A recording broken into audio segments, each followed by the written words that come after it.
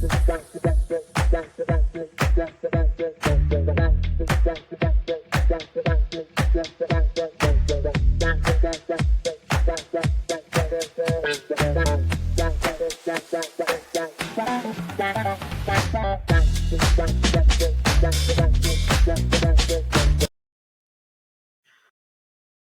right, welcome back to the Net to Net podcast. This is the college basketball edition. Today, I want to talk about the games that happened yesterday and previously through the first couple games that have happened through the season. Let's dive in. So, the first game that I'm going to touch on is the Duke Arizona game. That was the number 2 team, Duke versus the number 12 team. This is their first big test. They were tested early. Duke ended up losing at Cameron Indoor Stadium, 73-78 to Arizona. Back and forth game, pretty much for most of the first and second half. Big highlights, big storylines. Caleb Love returns to Durham, where he played them twice a year when he was at UNC, kind of picking up where he left off. He's been very good. He did struggle, 3 of 10, 11 points, though. I think the big promise that we saw from what we saw from Arizona, it was a team effort. All starting 5 was in double-digit points from that side. Big shout out to Omar Obalo, who had a good game. He had 13 points, 5 rebounds. He did it 4 on defensive. And the just big bodies. Keyshawn Johnson, who they got flashed in the transfer portal from San Diego State, who went all the way to the NCAA championship game. He had a great game. Did on both sides, offensive and defensively. He had 14 points, 6 of 14. Though foul trouble was an issue there. And then Larson chipped in with 12 points, 4 of 7, 2 of 3 from the 3, their best shooter from the 3. And then Boswell also helped as well from that side. All around Duke. Duke played a great game. Don't get me wrong. Duke played very good. The only thing with Duke I would have to say is down the stretch, playing that 3-guard lineup against some of these big boys. You got Ballo, who's 7 foot, Keyshawn Johnson, 6'7". I believe Boswell is around 6'6", 6'7". Like, they have some big body. Sorry, Boswell's 6'2". I don't know why I said that. I think I was thinking Larson. Pellel Larson, 6. Yeah, Pellel Larson, 6'6". Not, I didn't mean to say Boswell. But those are some big, lengthy boys. And when you're starting a Jared McCain, Tyrese Proctor, and Jeremy Roach, a 3-guard lineup, and then you have your 2, Kyle Filipowski and Mark Mitchell, you're going to get out-rebound. It's going to be a team effort in rebounding, which I wasn't a huge fan of starting that. I would have liked to seen a different starting lineup. If it was getting Sean Stewart in there, I think Christian Reeves is going to play great minutes. He's a very big guy. He can defend the rim. He can play good basketball, and I think that's what they need. They have a lot of big men with Sean Stewart on the bench, Christian Reeves, Ryan Young plays a little bit of good minutes. He can get you defensively. Caleb Foster played very well off the bench. Defensively, he didn't have any points. He didn't take any shots. They really relied on their starters. Jeremy Rivers, 39 minutes. He had 17 points. He's the leader. He needs to be out there a lot. Jerry McCain playing 29 minutes, 9 points, 3 of 8. He struggled to shoot. Tyrese Proctor, 3 of 9, struggled to shoot again. Only 8 points, but he played 38 minutes because of that defense. Kyle Filipowski, 31 minutes, 10 of 20. He did have 25 points. He did get into foul trouble kind of quick, so that's why his minutes are kind of low. And then Mark Mitchell, 9 points, 4 of 10 shooting, struggled to shoot the 3, 30 minutes, 2 fouls. He played very well on the defensive side, but like I said, I don't know how long this 3-guard rotation is going to work. And plus, you bring in a Caleb Foster off the bench, who's another guard. He's 6'5". He's not tall. Do Duke need to switch it up going into the Michigan State game for the Champions Classic on Tuesday? Do you rock a Mitchell Kalfopowski and maybe a Ryan Young or a Sean Stewart in that starting five and taking out Jared McCain? Um, and you keep Tyrese Proctor and Jeremy Roach. But we're talking about one of the best backcourts in college basketball with Tyrese Proctor and Jeremy Roach. And we talked about a team effort to rebound because it's going to be a team effort to rebound. Duke was almost out rebounded by Dartmouth in their first game. Yes, they blew them out, but they could not rebound. We look at Duke only 33 rebounds as a collective, 45 from Arizona, and 8 offensive rebounds compared to 15 on the offense. Defensively, a 5 rebound margin. But Duke needs to be kind of bigger inside, and that's not what they're doing. We saw the first 2 games be more of kind of it's going to be a trial and error. It's going to be a long season, so we'll definitely look to see how they do. Another games that happened this weekend Friday that are to mention. You saw number 3 in action. Purdue, Zach Edey, 18 points, showing why he was won an award again, showing why he's won an award. And then Hunter Dickinson for Kansas, 18 points as well.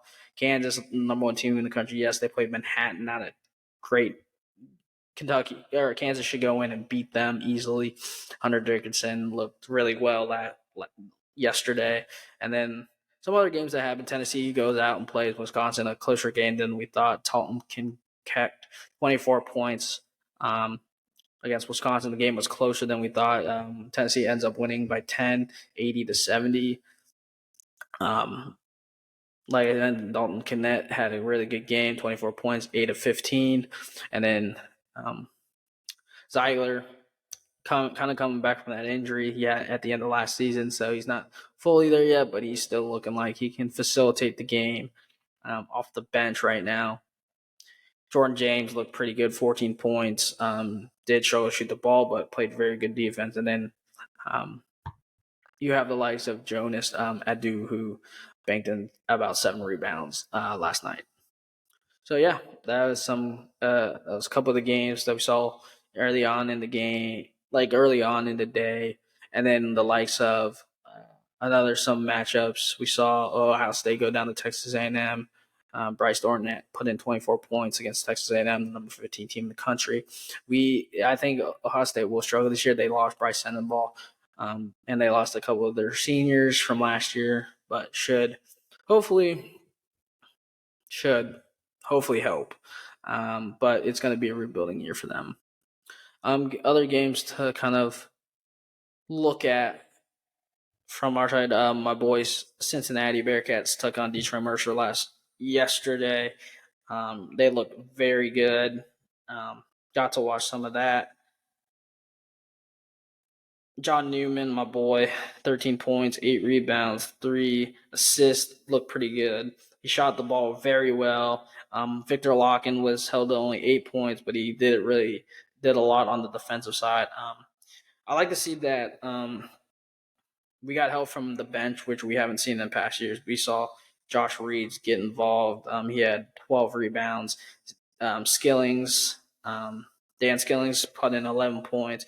He didn't shoot the ball completely great, but that's okay. And then Jizzle Games, they're probably their best recruit.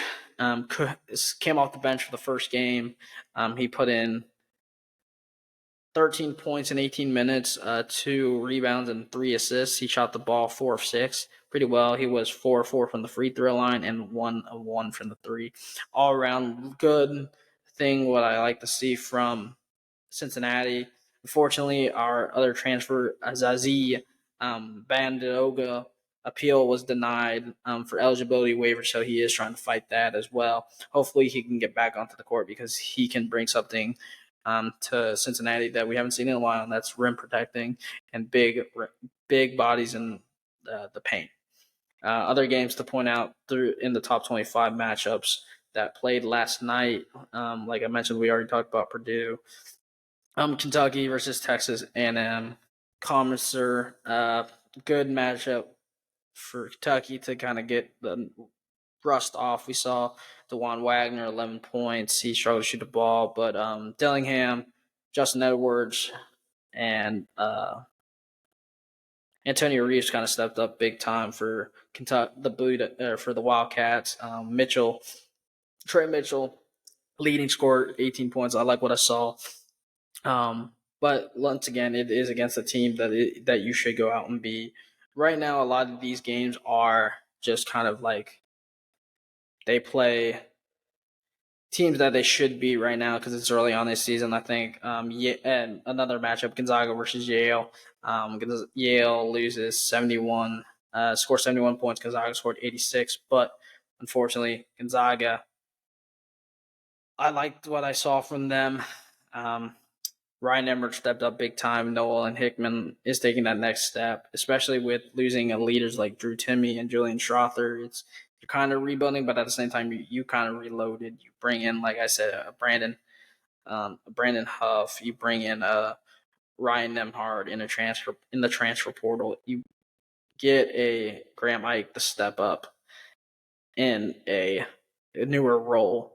So it'll be interesting how Gonzaga fares throughout the entire season, but that's kind of what I liked about what happened over this year. Now you can preview to the later today. Playing right now is a guy that is a top 15 player in Stephon Castle. He had a really good showing in the first game with his instant impact on the court. Against Northern Arizona, he had 12 points. He was 3 of 5 shooting, 5 rebounds, 2 assists, and 2 steals in 19 minutes. I think he's going to do very well. He can prove why he can be one of the best guards in the country. Right now, they're playing Stonehill. At the moment, Stephon Castle in 11 minutes has 2 points, 4 rebounds, and 3 assists. He shot 1 of 2 from the field. Their top scorer is Donovan Clingan, who's taking that next step as their new center to replace the big man Adama Sanogo in the middle. And then we see the likes of Tristan Newton stepping up to 14 points in 15 minutes, 4 of 7 from the field. All of his field shooting, his 3-pointers, stepping up for the losing Jordan Hawkins and Andre Jackson Jr. So it's early on in the season. We're seeing a lot of kind of not rust, but starting to see like teams form, like how players are playing together. So definitely love what we're seeing. But yeah, talking about academy, shifting to the recruitment side. I think the biggest news coming out is Cooper Flack in the 2024 class committing to Duke over Kansas, over the likes of Kentucky and UConn and certain things. To keep a list out, the number 2 player has not committed yet. Dylan Harper out of New Jersey, which he has offers from Auburn, Duke, Indiana, Kansas, and Rutgers. I believe Kansas and Duke were probably his top choices. Let's see if Duke can keep this up. Duke has one of the best recruiting classes. They do also have Isaiah Evans, who has committed to Duke. And there's a few others I know that they are also trying in the vibes of trying to get Trey Johnson, the number 4 prospect, according to ESPN, from Dallas, Texas, from Link Academy, who is also getting looks at by multiple teams in the SEC and the Big 12 as well. Big 12 SEC teams such as Kentucky, Bama, Arkansas, and then the other ACC teams like Miami and Duke and North Carolina, just name a few. Duke is trying to get him. And then probably one of the most, I think, is a big prize possession going out and getting the 6'4", small forward VJ Edgecombe from Brooklyn, New York. I think he can provide he has one offer right now out of Michigan, I think, right now. It is still early on. You still have time to commit. I know last I've been reading, he is also looking to play pro. So there is a possibility he goes to the G League, like the G League, the night teams. But I mentioned Duke is having a strong year and getting some guys. Same with North Carolina. They have within the top 15, they have two signings like Ian Jackson and Drake Powell, to name a few, show why they are. And then Duke also getting out Kupel, the sharpshooter from Wisconsin, who's very good, who has very good tape. He can shoot the outside. He's very good at defense as well. So the 3-and-D kind of works out for them. There's a lot of still to go with Duke and the other teams. I know 2024 Cooper Flag did reclassify, but we look and there are being headlines for 2025. You talk about probably the most prized possession, Cameron Boozer, and whoever gets Cameron Boozer will also get Caden Boozer, and we just saw Florida State, or sorry, not Florida State. They took a visit to Florida as well, so they could stay home in Florida, but they do have an offer from Carlos Boozers, the dad of both of them, from his alma mater, Duke, which I could see them going to Duke. I know John Shire has gone to a lot of their AAU games before in the past and talked to them, so there is that recruiting aspect that they could end up going to Duke, get this Duke when it all comes down to it. But yeah, there's a lot of movement within college basketball recruiting, with a lot of signings happening. And then, like I mentioned, college basketball season getting underway. We talked about previewing to Tuesday's matchups against in the Champions Classic on Tuesday, with Duke taking on Michigan State at 4:00, and then the later on is the Kansas Kentucky game at 6:30 both on the West Coast. So definitely going to see some interesting games to those. Michigan already had that one loss on the season already, and they bounced back, beating Southern Indiana 74-51. But they did take that first loss to James Madison 79-76, which in overtime, which I don't think anyone saw coming. James Madison hanging with Michigan State, but they are 2-0 in the Sun Belt, and they're playing pretty good basketball so far. But it should be another good test for Duke. Duke has a very good, strong non-conference. Like they played Arizona, they played Michigan State, they play Arkansas later on at the end of the month, as well as they still play Baylor in December before they hit the ACC conference play, and then they go from there. But should be a good conference. Non-conference games for Duke, could see them playing. And then we also had USC play this year. They're 2-0 right now. They've had some strong games against CSUB, and they've also played Kansas State, which they beat very well. Kansas State's a really good basketball program. Their biggest games coming up is on December 2nd when they play Gonzaga. Should be a good game. Right now, no signs of Bronny James yet, just because of the injury he had in the offseason. He is working to come back. He is out indefinitely. He was at the home opener in Vegas, but there's no timetable really on when he's supposed to be able to play. We'll see. We'll see if he'll return this season. If not, he has a very good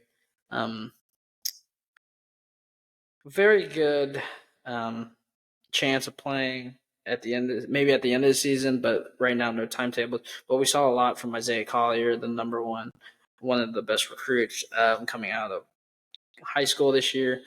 Put in 19 points, 4 steals, and 5 assists in their win against CSUB.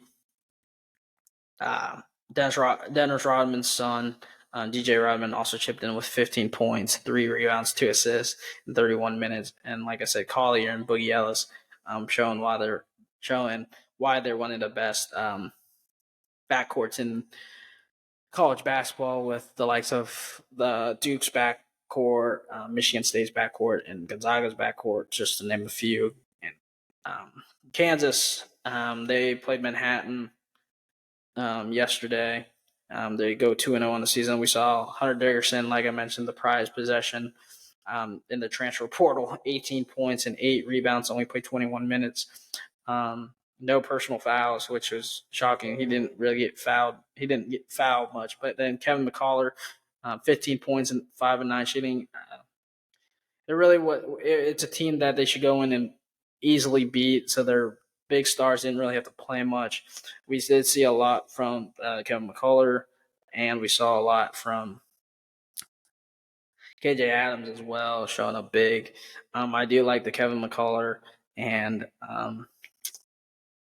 backcourt with his new partner, um, with Harris, DeJuan Harris. The both of them coming back, showing why they are one of the best backcourts in the country, why they're the number one team in the country, why they have the best coach in the country. But going from there, that is college basketball. Once conference play and those big games pick up, it's going to be a lot more to see. And once we get deeper into the season, we can kind of pick out who are going to be the favorites to going into March Madness once we get closer to that as well. But all in all, I like what I saw from Duke, even though they did lose. I like what I saw. They showed promise. If they can fix that, their big man issue, if they don't go as small as they have been going the last couple games, and they go more balanced, I think it will work in the long run. But right now, they're going with the 3 shooters and then 2 big men, so they can just kick it back out for a shot. But we've seen in recent years Duke has struggled on the 3-point shot with multiple of their teams. So yeah, there's been a lot of games going on yesterday, which I did like. Like I mentioned, the Duke game. North Carolina will play today. They play, so we'll see Bangkok in action and see how they look without Caleb Love. Caleb Love always having good games in Cameron Indoor. When he was on North Carolina, he played pretty well. And we talk about Texas. They get their win. Max Averis on the transfer, 19 points, showing why he's one of the best scorers in the country. From that side, and then of game to mention, like I mentioned, the Tennessee-Wisconsin game was pretty close. Kind of running out the later games, we saw from Oregon beat Montana 75, 61. Nate Biddle 17 points to lead the Ducks to a victory, taking the 2-0 on the season. But yeah, we're seeing a lot. UCLA, who probably should have been ranked at the beginning of the preseason, wasn't, but they get the job done. Sebastian Mack, 18 points for Mick Cronin's team, getting the job done against Lafayette. But all in all, I like what I saw. LSU did suffer a loss to Nicholas. Jalen Reed. It is going to be a rebuilding year for LSU. I think LSU is going to probably struggle for the most part with a lot of the changes that have gone on within the last few years as a team and everything that's happened, even back to what happened with our coaching staff. But definitely a team that they should go out and beat every day. But like I said, it's college basketball. Anything can happen within those two halves. So it'd be interesting to see how the season turns out for them in the SEC. Definitely a few teams. And then Indiana played Florida Gulf Coast. They're 1-1 on the season now. Indiana's 1-0 on the season. They did get that the transfer from Oregon, who has not played, they get the transfer Chloe Ware. He played 36 minutes, 13 points. He is 2 of 5 from the field. He went to the line 12 times, converted 8. He also had a double-double. Like I mentioned, 13 points, 12 rebounds. He had 9 defensive rebounds. And then Mackenzie Macombo, 4 points, 18 minutes, did struggle to shoot the ball. Can he take that next step? I know he's pretty raw coming out of high school. 4 points, not what you want to see from one of the best recruits in the country. But we have seen in the past where players have struggled as a top recruit and not being able to transfer it into the college game. But Xavier Johnson picking up where he left off at the end of the season. The senior guard looked pretty good. He had 14 points, 4 rebounds, and 1 assist against them. They do play Army tomorrow, so should get another look at him. But yeah, he looked pretty good. In the past, he got that medical hardship last year. He did struggle with injuries, only playing in 11 games. But if you go back to the 2021-2022 season, 12 points in 27 minutes, shot about 40 and about 38 and 78 from the field and the free throw line and the 3-point line, respectively. All around season, he's the leader. Hopefully, he can bounce back and stay healthy this year and get the job done for Indiana. I like Indiana. They could go really under the radar and push for that spot within the Big Ten with the big boys. So yeah, that kind of wraps up our college basketball edition, kind of previewing the Champions Classic, talking about the Duke Arizona game, talking about some of the other games that happened yesterday. Definitely keep a lookout for this episode. Will be released Sunday, as well as our NFL episode, and we have already released our soccer and college football episodes today. So definitely keep a lookout. If you want to listen to those and listen to more of our episodes, go to Spotify, Net to Net Podcast, and go to YouTube. Like and subscribe. Turn on the notifications if you want to watch our videos too. Follow us on Instagram and Twitter for all the updates and new releases and when we release new things. So definitely check us out soon, and I'll see you guys soon. Peace.